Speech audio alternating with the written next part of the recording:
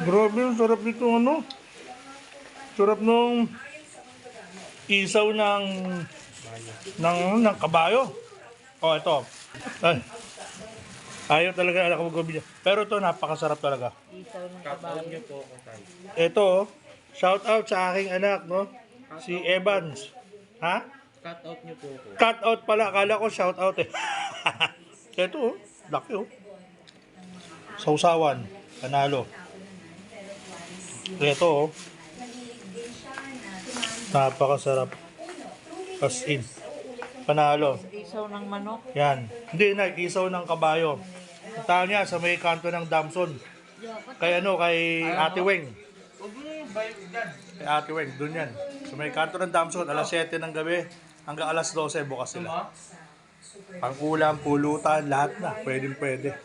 Kabayo. Okay. Layuin niyo na guys. Mabait pa. Pag marami ang binili mo, pag marami, sigurado, marami ka rin makakain. Bye-bye!